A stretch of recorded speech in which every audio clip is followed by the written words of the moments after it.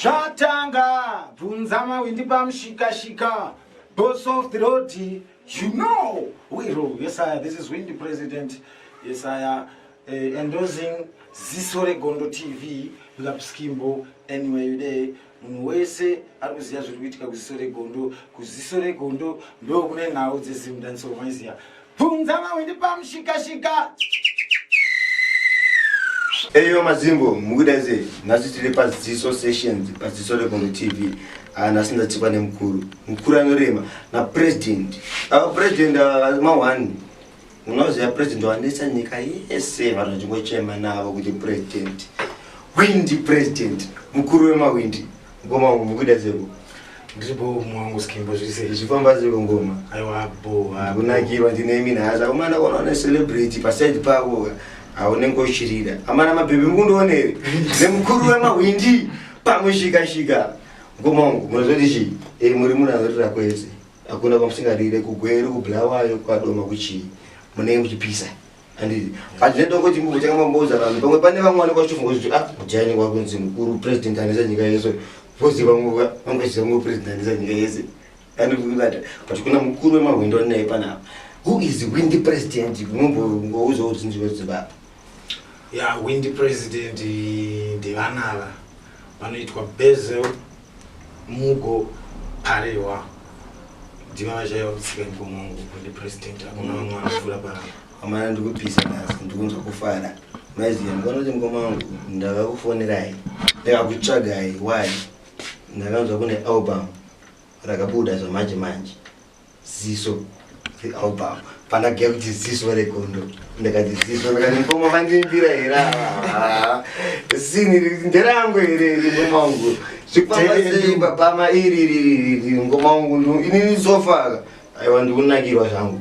sure zvifamba sepa album album zvikufamba relati zvikufamba right zvisina yazvo kuti hazvina kuda kuzofamba as fast as zvataifunga isusu but nereka iyo zvikutofamba album redu rane 2 days rabuda album ndirenyu imeni nevane vese vakatarira vari kudzimba nangoti pasi rine rese ndimi varidzi album rinonzi Ziso the album 2020 rakabuda 2 days ago musi wa 25 July nditenda ngoma sure amabo mune makolabo eromo makolabo ari makawanda munabe ngoma ya makolabo unoona zvakaitika ndezvekuti magadziro ataita album redu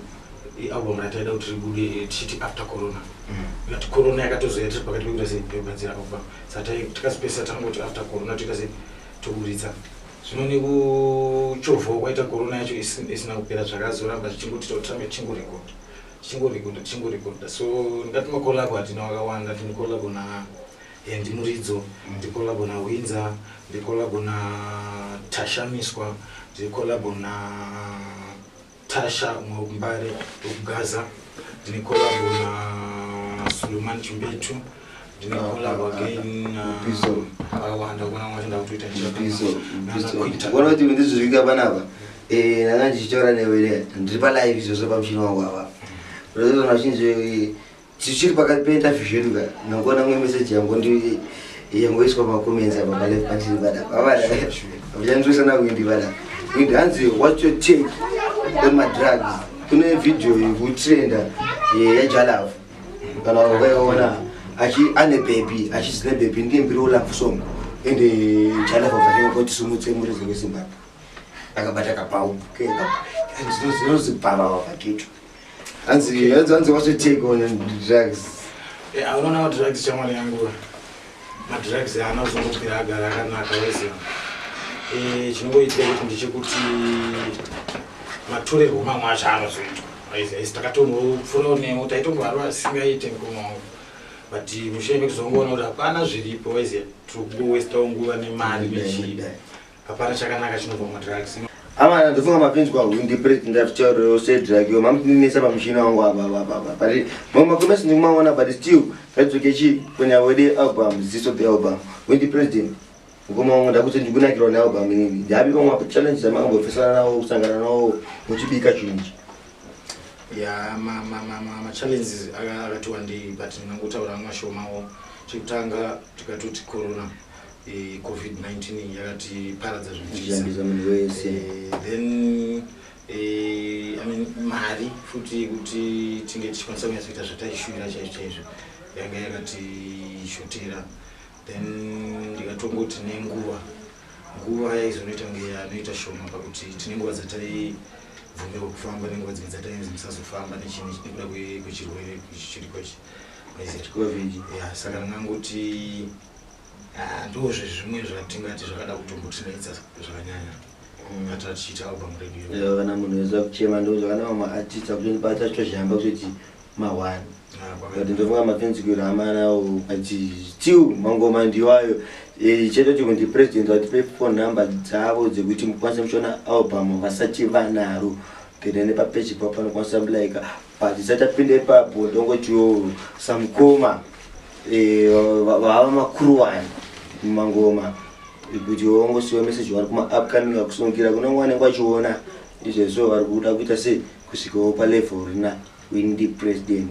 handiti kuti mongo achishiwa fana venye then mova mazongosiya madetails chichichichichi handitika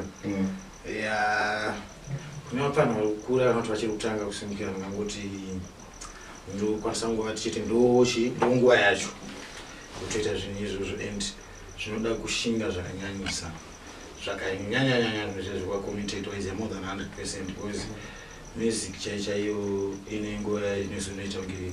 zvakamubohwa kana kuti nguva zvinenge zvisinganzwisisi kwezvinorema chitange zvinonorema chitange maybe zvirikuitwa zviri simple mashortcuts nechinechi. I think tofanira kuti kana takuita chinhu totangochiita nemazvo then toimba machuni anonakidza vanhu, machuni asinganyadzisiri anonzi hakuna chuni rinonzi iri rizime musariridze nekuti pane vanhu varipo kana kuti mumba magara vanhu hakuna chuni rakadaro. I think ndo zvimwe zvezvinhu zvanofanira kutanga kunyatsokuona. Unogona kutoimba chuni rakadaro zvotobva ratozikanwa rikataita it but mangwana vaenda masituations ekuti tinonoedza kumachechi nechinechi kune chingodo zvakaita sezvakanongeza ndozoti chimukoma wangu indi ndichara nezvozvo vane chinotadzagwaya ndingone one question waana mana yanda kufunza kuindi president windi wakanzi izve so pama upcoming akuru amangoma wakanzi wewe wekuti unogona kungonhonga kuti ndikuda kuchakula pana uyu unonhongani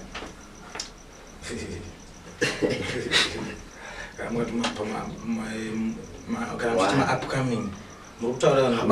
ndana awinza obvious ari mumaobhamu akachomunoka kuti ana kuna Bazooka kuna ana Enzo ma-upcoming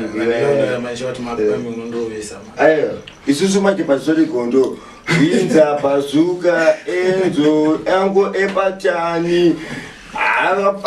ma-upcoming kuti papana wanononoka uri kubata here tofana kwa Bazooka wacho kaufana kuchira ngoma tofana tomuudza izvezvo kuti Bazooka ndochengoma namukoma wani chicho unozongoti wewe handiri 2 ndinongotara 2 vakawandisa vanhu kwanisa kutaura 2 kuti aitenda ngoma kana ndoitiro zvakanaka nemufana anonzi Poptan naBazooka amara Poptan mawani nditori mafanza aweza zvekuti ndotori machuna ndotoziya zvinochitika ndo vanhu vanongofunga kuti maybe tikasangana mustudio kana kuti tikakwanisa kutonzi tagaisana zvikolabo zvinoenda mberi. Aiwa mukoma wangu botsa zvataita panapa amene kuti mimi mada kuti mungopefuma one song ipi yachangu kupinzewo muzisociations muchiperforma mualbum yamunongochoose nimi topa changoti vanosarachinzwa osara zvavachinzwa madetails enyu tongozita mutongonyora pafacebook newhatsapp neinstagram netwitter.